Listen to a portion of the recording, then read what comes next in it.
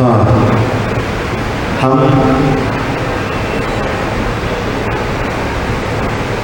16 कारण भावनाओं को लेकर के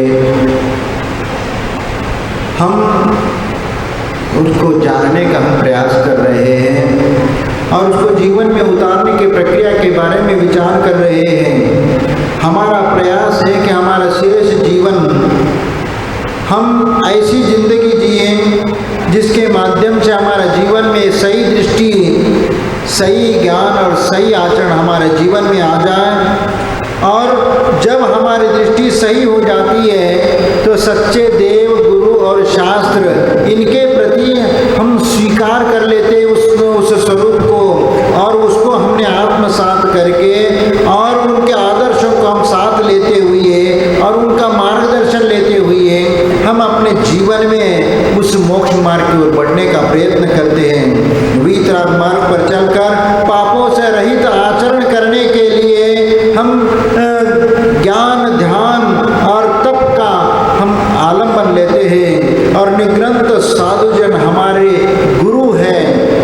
इस प्रकार उनको गुरु के, सच्चे गुरु के रूप में हम स्वीकार करते हैं। सच्चे देव तो सब लोगों के कल्याण करने वाले हैं, वे वीतरागी हितोपदेशी है और सर्वज्ञत्व गुणों को धारण करने वाले, ऐसे वे हमारे सच्चे देव है। और उनके द्वारा बताया हुआ मार्ग या उपदेश है वही सच्चे शास्त्र है, और उसी को भगवान की वाणी को गुरु ने सुन करके, श्रवण करके द्वादशांग श्रुति की रचना की और उसका वह विश्लेषण करते हैं। इसीलिए ऐसे द्वादशांग श्रुति की रचना करने वाले और उसके बाद परंपरा से अन्य ग्रंथों की रचना करने वाले हमारे जो आचार्य परमेष्ठी है या साधु परमेष्ठी है, उनके प्रति हमारा आदर, विनय आदि का दृष्टि रखना और इनके प्रति विनय भाव रखना, ये सम्यक दर्शन के लिए कारण बनता है। इन सब बातों का हमने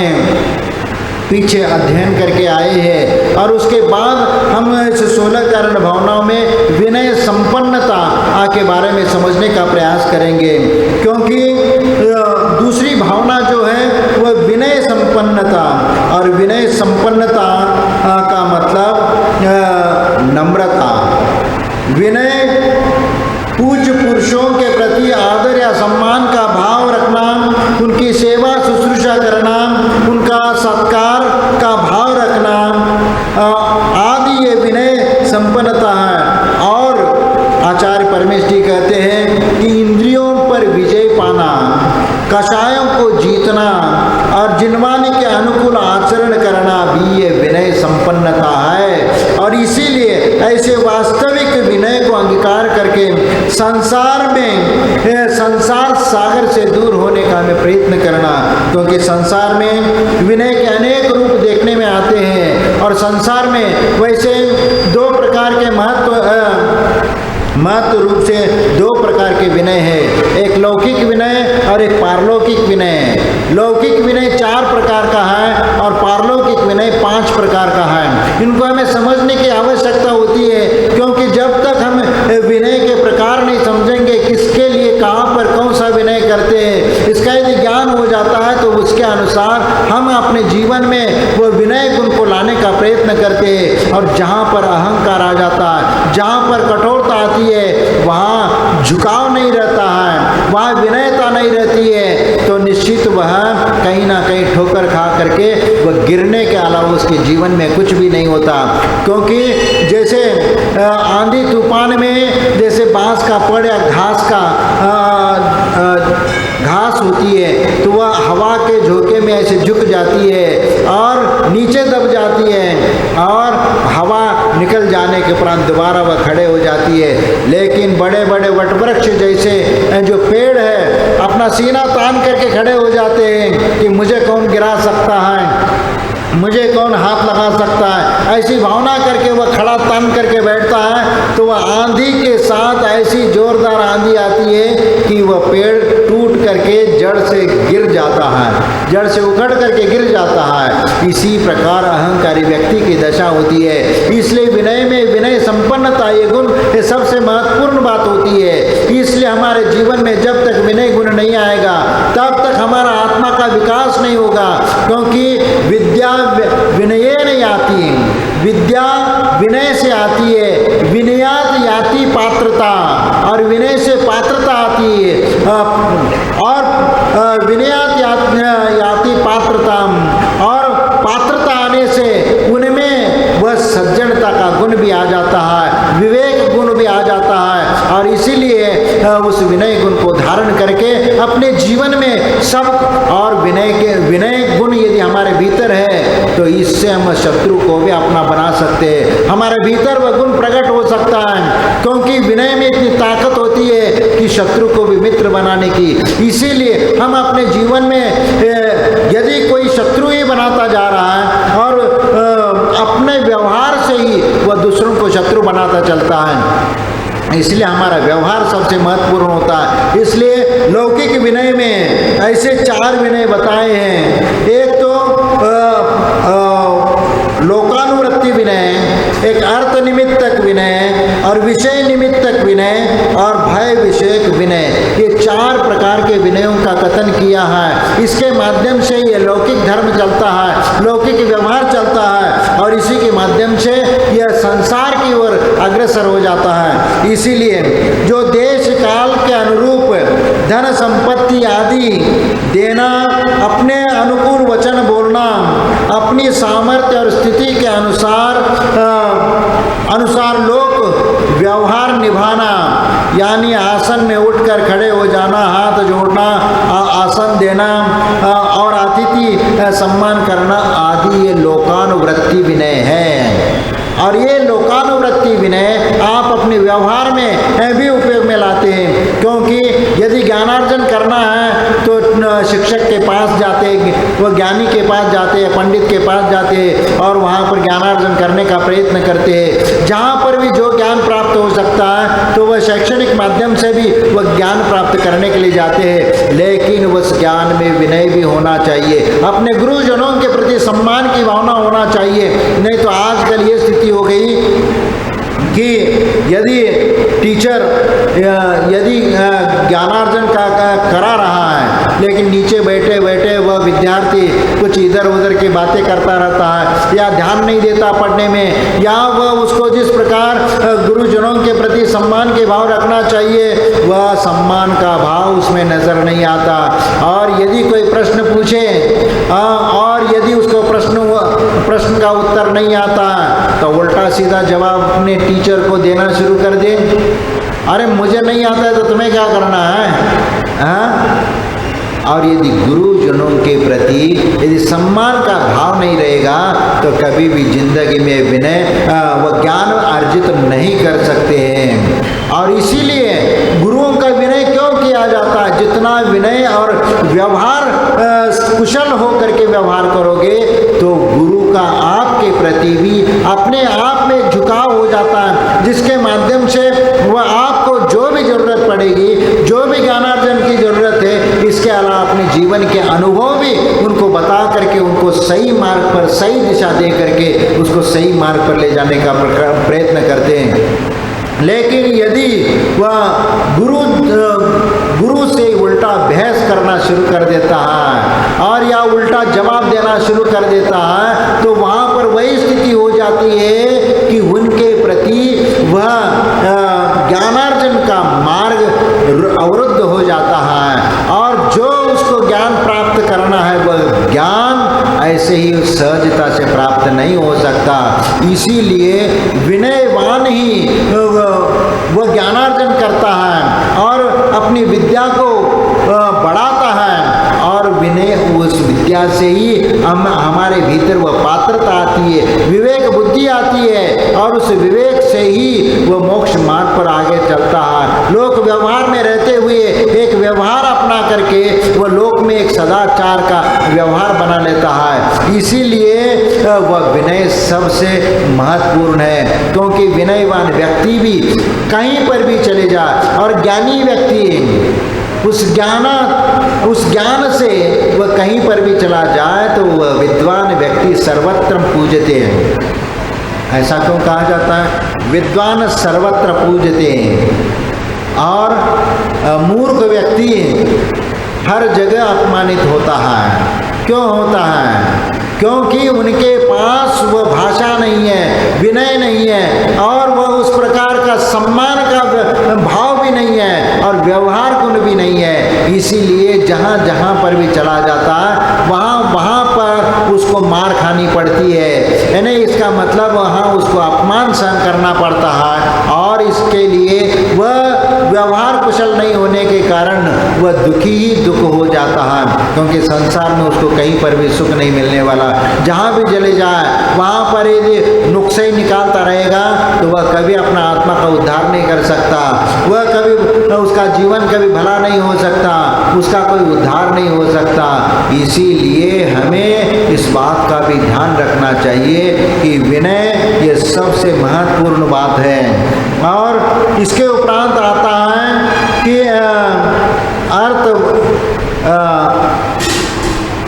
अर्थ विषयक विनय।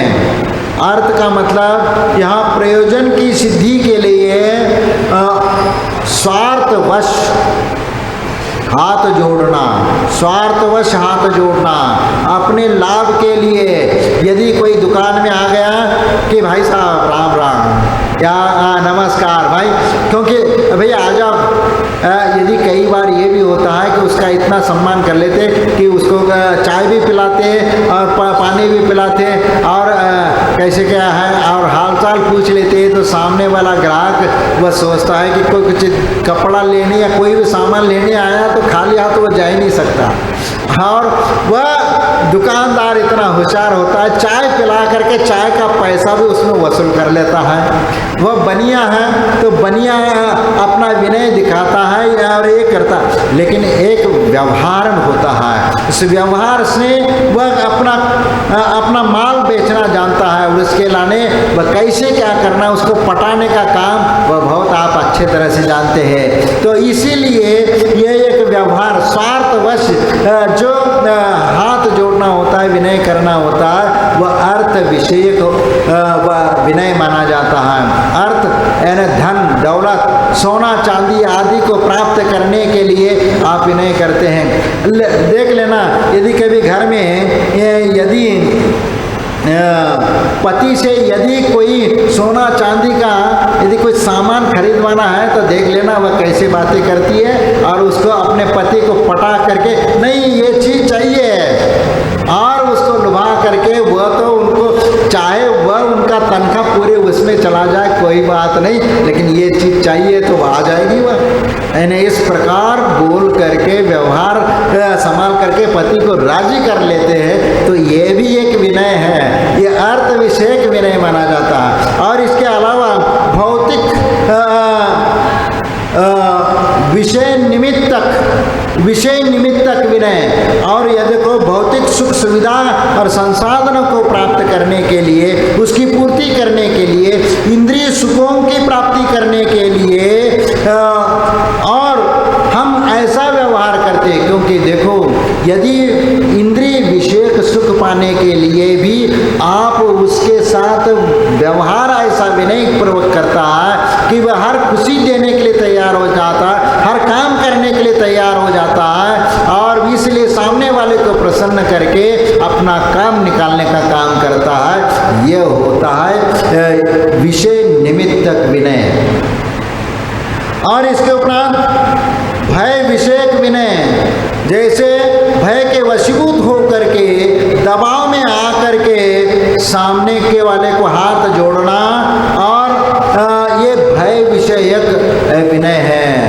कैसा होता है? तो यदि सामने वाला हमें दंड देगा, मार देगा, पीट देगा या जान से मार देगा आदि भय दिखा करके डरा करके उसको झुकाने का प्रयत्न करना, ये होता है भय विषयक विनय, हाथ जोड़ता है। आप लोगों ने अभी वह टीवी पर देखा, बांग्लादेश के वह लड़कियों के साथ सब लोग इकट्ठा होकर के कितना कैसे व्यवहार के उठक बैठक लगावाई, और इतना ही नहीं कि उनको अपने लघु शंका को पिलाया और चप्पल को चाटने के लिए कह दिया। ये डर करके, और ध्यान रखना ये जलील करके आपको कष्ट देने का वह तरीका है। सीधा मारना है तो उसमें 1 मिनट नहीं लगता, लेकिन ऐसे नहीं मारेंगे, मारेंगे तो जलील करके, आप जिंदगी में आपको झुका करके, क्योंकि आपके स्वाभिमान को ठोकर लगा करके, आपको झुका करके और जलील करके फिर आपको मारेंगे वो। इसीलिए हमें ये सोचना था, इस प्रकार भय दिखा करके, डर दिखा करके मारना ये कोई बहुत बड़ा पुरुषार्थी नहीं माना जाता, ये कोई पराक्रम नहीं माना जाता। क्योंकि जब एक घर को घेरोगे और ऐसे सैकड़ों हजारों लोग आकर के घेर दोगे और इस प्रकार डरा धमका करके उसको मारने का प्रयत्न करोगे, कष्ट देने का प्रयत्न करोगे, तो वह कभी भी उनके साथ अन्याय नहीं होगा। इसीलिए डरा धमका करके जिससे हाथ जुड़वाना और जो चाहे काम करवाना, वह भय विषयक विनय है।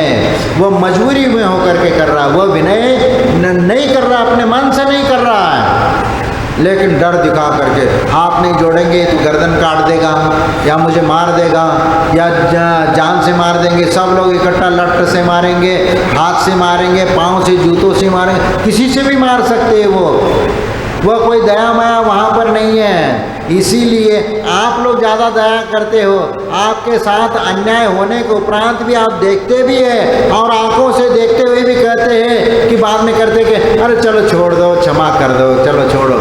अरे आप अन्याय को सहते हुए भी क्षमा के भाव करते हैं, तो अन्याय को सहन करना भी पाप है।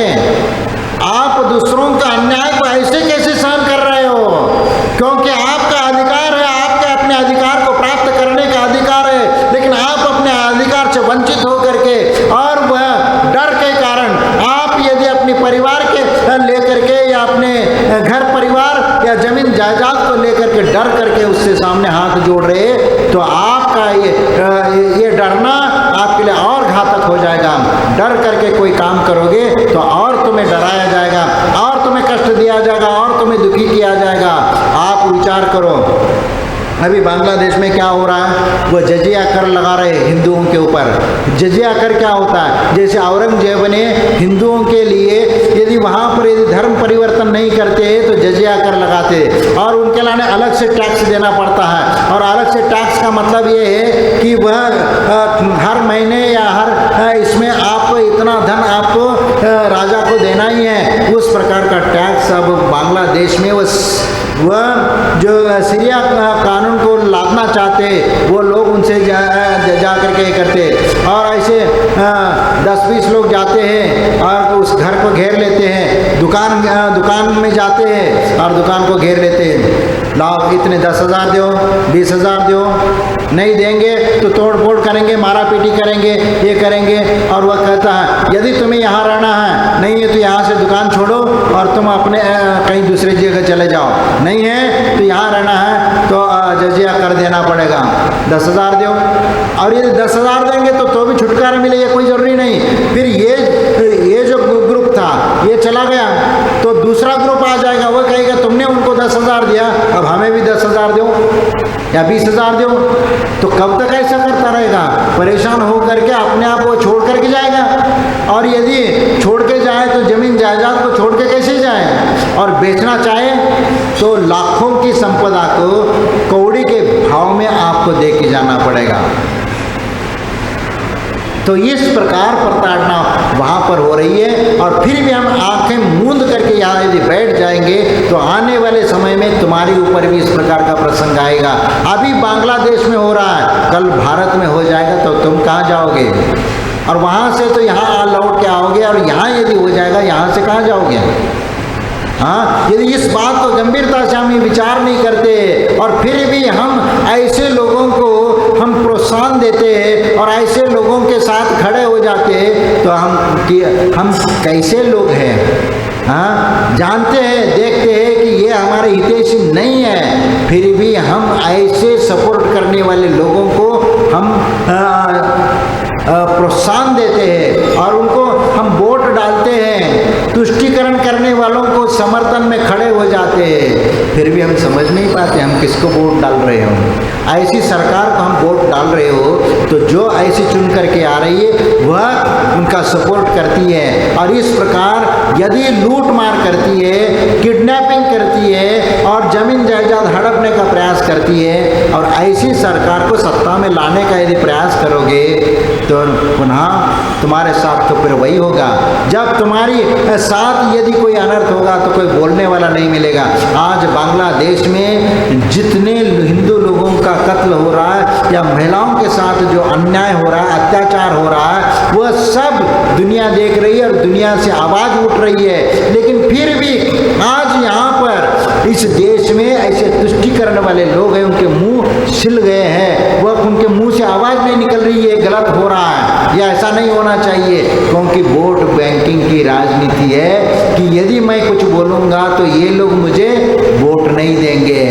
देखो ऐसे लोगों को हम भी यदि वोट देते हैं तो ये भी गलत है, क्योंकि आज जातिवाद में सब हो करके जाति पंथ पंगड़ में बांट करके तुमसे वोट लेने का प्रयास किया जाता है। लेकिन फिर भी आपको समझ में नहीं आता, छोटी सी कोई का झगड़ा हो जाता है तो उस झगड़े को लेकर के कहते कि ये पार्टी गलत है। अरे पार्टी ने थोड़ी कोई झगड़ा लगाया, झगड़ा तो आपस में आपका किसी वजह से हो गया और उसका किसी पार्टी के साथ जोड़ना ये ठीक नहीं होता।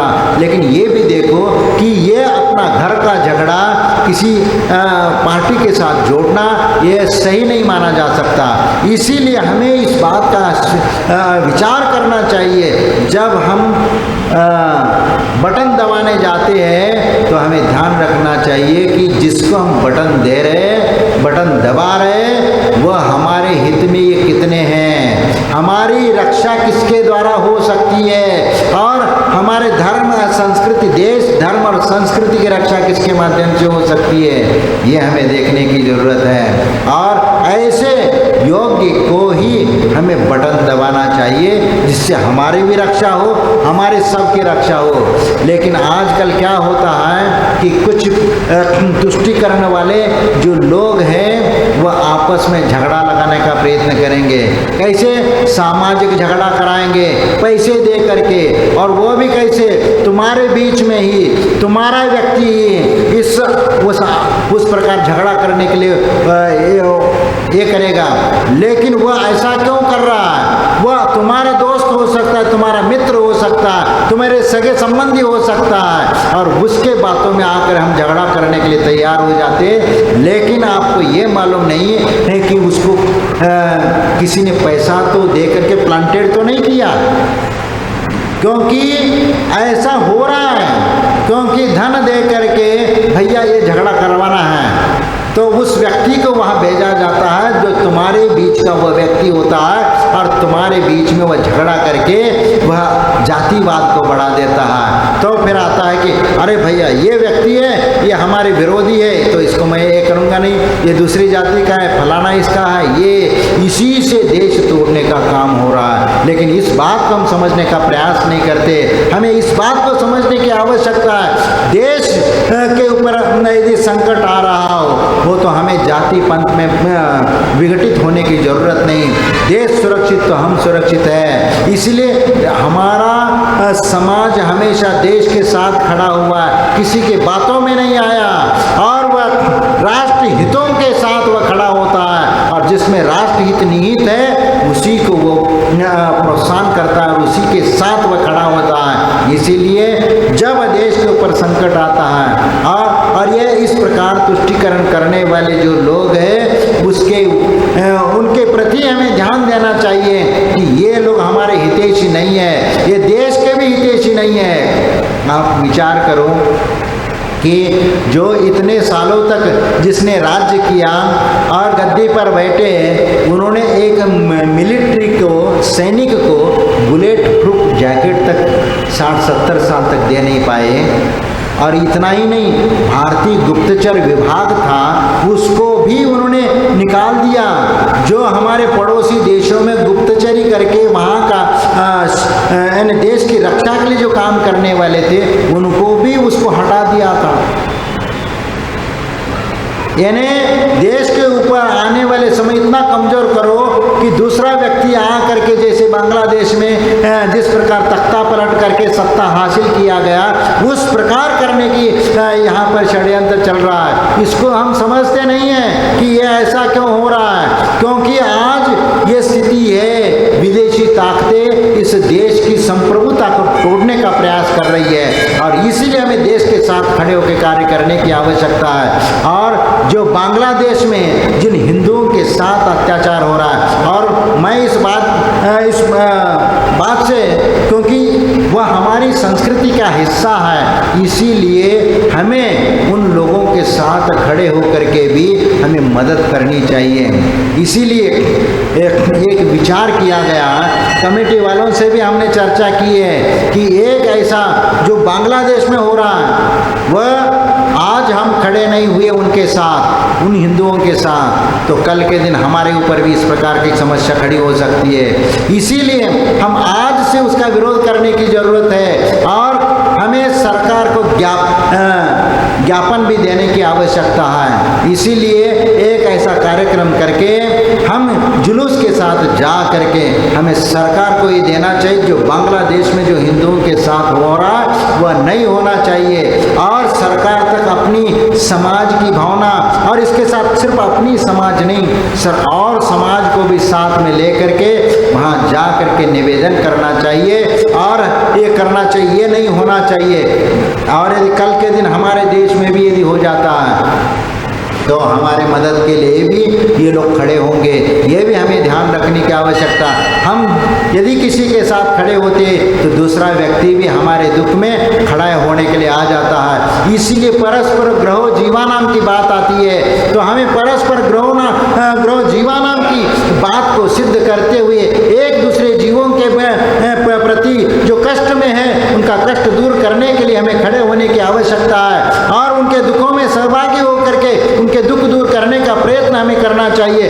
तभी हम भी अपना यदि किसी समय संकट में है तो वह व्यक्ति भी आकर के हमारे साथ खड़ा हो सकता है। इसीलिए आज हम गिनती के लोग हैं, मुट्ठी भर लोग हैं, इसीलिए हम अपने अस्तित्व को बचाने के लिए भी ऐसे पुरुषार्थ करने की आवश्यकता है। और इसीलिए ये देश, धर्म और संस्कृति के साथ खड़े होकर के हमारे लिए ऐसे कर्म करना चाहिए।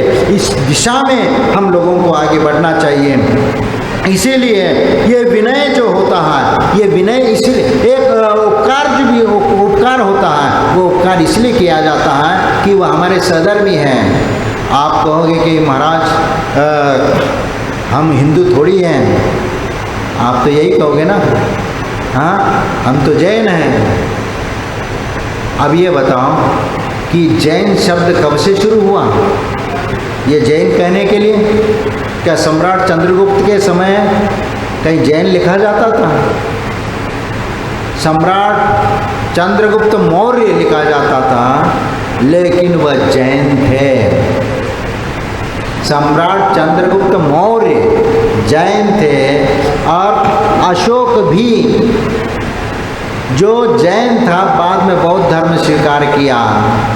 इसीलिए ये जो समय समय पर परिवर्तन होता जाता है, उस वजह से इस देश में अलग अलग स्थितियां निर्माण होती है। आप सम्राट चंद्रगुप्त के समय पूरे भारतवर्ष में जैन समाज की बहुलता थी।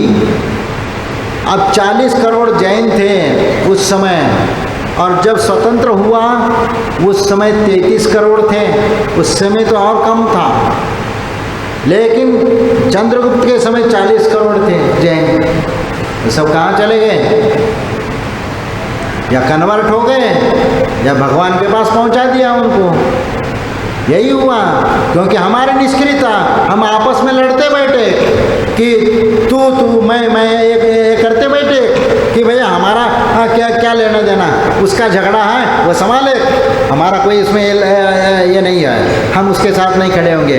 राजा महाराजाओं के आपस की लड़ाई इस देश को गुलाम बना के चली गई, क्योंकि एक राजा दूसरे राजा को मदद में नहीं आ रहा। जो बाहर के जो शत्रु आए उनके साथ जो लड़ने वह यहाँ के लोगों को मार काट करके धर्म परिवर्तन करने लगे, संपत्ति लूट के ले जाने लगे, और अपनी महिला है, बच्चे हैं, उनको सब उठा करके ले जाने लगे।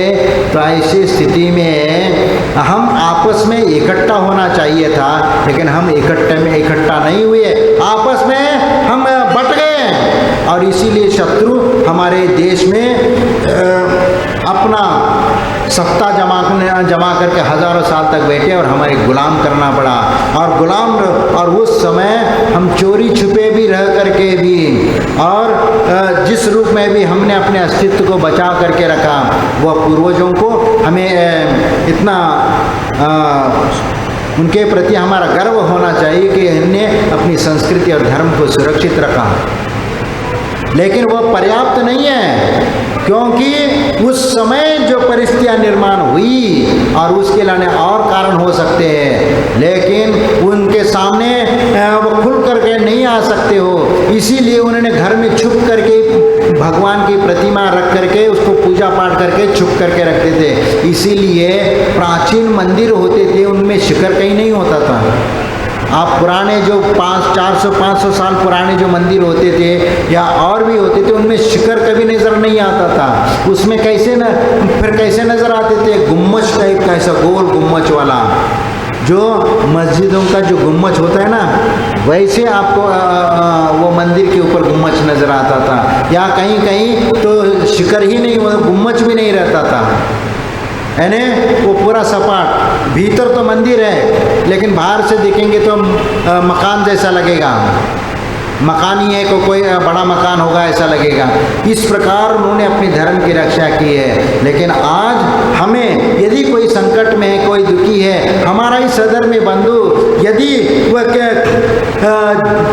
जीना मुश्किल हो रहा है, वो वहाँ अपनी जान बचा करके भाग रहा है, तो उसके लिए आवाज़ उठाना हमारा भी कर्तव्य है। और उसके लिए सरकार को भी जगाने की आवश्यकता है। जाओ, आप भी जा करके मदद करो उनको, और हमसे भी ये बनता है तो हमें भी मदद करने के लिए आगे आना चाहिए। क्योंकि परस्पर ग्रहो जीवानाम हमारे शास्त्रों में कहा है, दीन दुखी के प्रति करुणा भाव रखो, उनके दुख दूर करने का प्रयत्न करो। और 12 भावनाओं में इसका पूरा उल्लेख किया है। यदि दीन दुखी कष्टी है या बीमार है या और भी है, उसका दुख दूर करने के लिए जो भी आप सहयोग कर सकते हो वो करना चाहिए, और अपने को भी वह प्रयत्न करना चाहिए।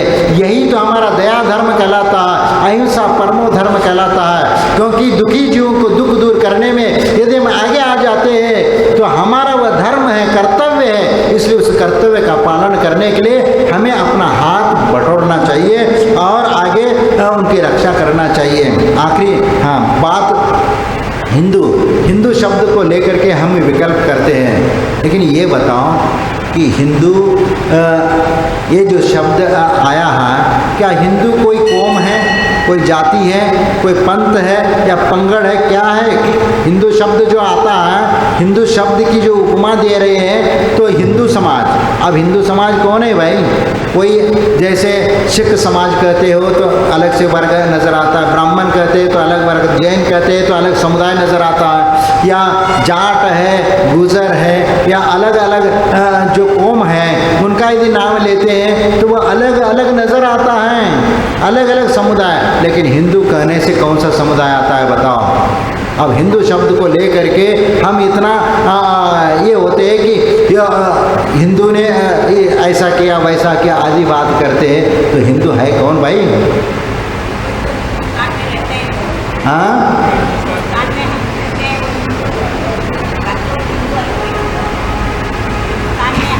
हाँ, देश में रहते वह हिंदू है।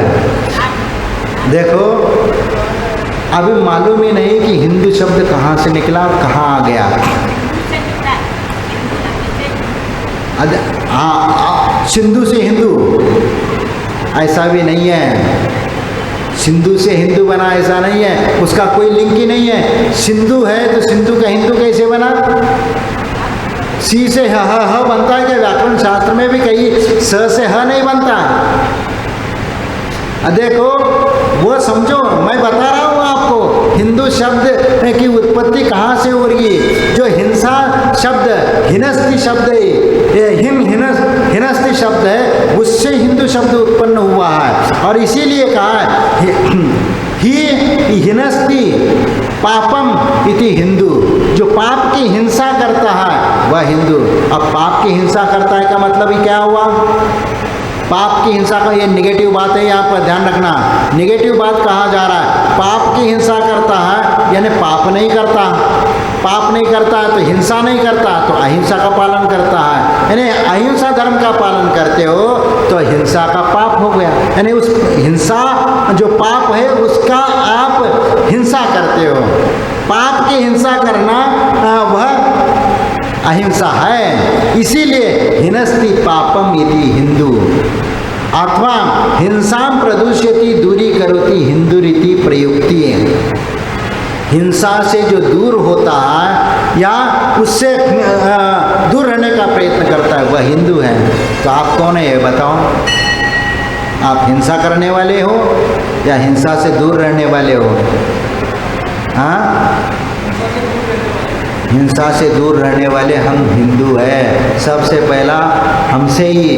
लेकिन 1000 साल की जो गुलामी में और 200 वर्ष के ये अंग्रेजों की गुलामी में इस शब्द को हम भूल गए और वह शब्द किसी दूसरे के ऊपर थोप दिया गया और तुम्हें जैन बना दिया गया।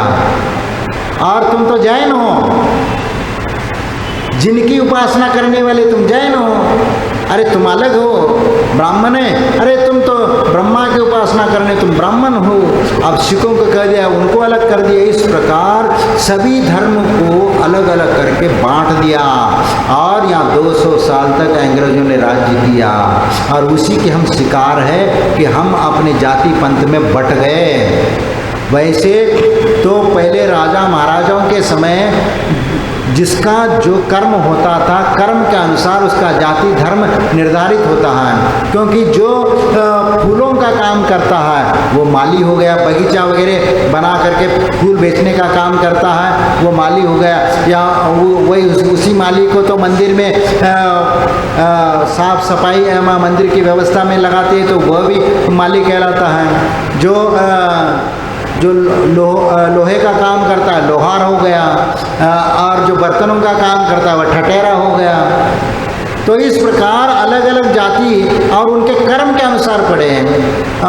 और जो कपड़े धोने वाले को धोबी कह दिया गया, तो वह अलग अलग कर्म के अनुसार, ये कोई जाति नहीं है।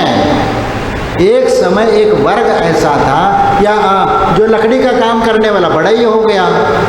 तो इस प्रकार अलग अलग काम जो करने वाले लोग थे उनके अनुसार उनकी एक राजा महाराजों ने एक व्यवस्था बना दी कि भैया तुम तो एक चर्मकार हो, तुम तो कुंभकार हो, मटका बनाने वाला कुंभकार हो गया, ये घड़ा बनाने वाला हो गया। तो ये सब अलग अलग उनको नाम दिए गए और उसी के अनुसार वह जाति मानने लग गए, जाति के रूप में हम समझने लग गए। लेकिन ये जाति पंथ पंगड़ एक संस्कृति वही है जो हिंदू संस्कृति कहलाती इस भारत की, उसी के हम अंग है। लेकिन बाकी के जो नाम पड़े हैं वह जाति जो पड़ी है वह उनके कर्म के अनुसार पड़े हैं। जो जैसा कर्म करता, जो जूते चप्पल सिलवाने का वह चमार हो गया, जो बाकी का किसी घर या नगर की साफ सफाई करने वाला वह हरिजन हो गया। आज उसको उस नाम से बोल नहीं सकते, उसको तो मेघवान बोलते हैं या और किसी नाम से उसको संबोधित कर लेते, एसटी आदि उसको सही कर लेते। तो एक व्यवस्था बनाई गई है, तो उस व्यवस्था के अनुसार सब कर्म अपना अपना कर लेते हैं। तो इसलिए वह एक वर्ग बन गया। तो धीरे धीरे वह मूल उद्देश्य तो दूर रह गया, जाति पंथ में आपको ऊपर उठा दिया गया और हम इस जाति के इस कौम के इस प्रकार आपस में उनको भड़का दिया गया और वह हम भड़क गए और इसीलिए तो दंगे होना शुरू हो गया। इसीलिए फिर हम अपने अपने कौम के बारे में सोचने लग गए कि भैया ये हमारा कौम है या हम ऐसे ही करेंगे, हम हमारे लिए हम सोचेंगे। फिर हर व्यक्ति अपने अपने समाज और अपने अपने घर के लिए सोचने लगा। ये संकुचित बुद्धि हमारे पे आई। लेकिन आपको भामाशाह को याद कर लेना चाहिए। जिस समय महाराणा प्रताप संकट में थे और उस समय उन्होंने अपना राज्य गंवा करके जंगलों में रहने लगे थे, उस समय भामाशाह अपनी अपार संपदा को लेकर के उनके चरणों में गए और उनके चरणों में पिटारे रख दिया और कह दिया कि महाराज ये है, जितना चाहिए उतना ये धन ले लीजिए और पुनः सैन्य संगठन कर लीजिए और इस देश को बचा लीजिए, उसका संरक्षण कर लीजिए और जो अन्याय और अत्याचार इन विदेशियों कर रहे हैं ना उसका दूर करिए, क्योंकि वो तो महिलाओं को लूट के ले जाएंगे, घर परिवार संपदा तो लूटेंगे, इसके साथ महिलाओं के और बच्चों के साथ जो अन्याय अत्याचार करते थे वह देखा नहीं जाता था।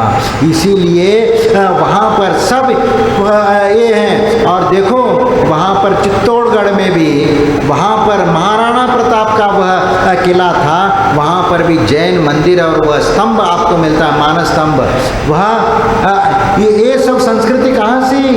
क्योंकि उस समय ये भेदभाव नहीं रखते थे। उन्होंने अपने पूरी संपदा और इतनी संपदा रख दी कि 25,000 की सेना 12 साल तक बैठ करके खा सके, इतना धन उनको सुपुर्द कर दिया। ये है भामाशाह। और ये भामाशाह कौन था? जैन था। तो जैनों का गौरव इतिहास पढ़ करके देख लीजिए। देश के लाने ये समर्पित समाज है और देश के लाने सब कुछ कर सकता है, लेकिन जातिवाद में पढ़ करके किसी तुष्टीकरण के साथ हमें खड़े नहीं होना चाहिए, क्योंकि उससे हमारे लिए भी हानि है। अब पाकिस्तान में चले जाओ, वहाँ तो हमारे मंदिर भी टूटे हैं और दिल्ली में भी देख लीजिए जो कुतुब मीनार है, 27 जैन मंदिरों को तुड़वा करके बनाया गया है। सोचो वो कौन सी है। और ये आर्कोलॉजी डिपार्टमेंट के वह सर्वे ऑफ इंडिया की किताब में गजट में लिखा हुआ है। ये या किसी और ने नहीं लिखा, ये पुरातत्व विभाग के सर्वे के अनुसार में लिखा हुआ है। हमें से उस बात को समझ लेना चाहिए कि आगे भी हमारा भविष्य किसमें है और किसमें हम सुरक्षित रह सकते, उस बात को देख करके हमें रहना चाहिए। जय बोलो महावीर भगवान की जय।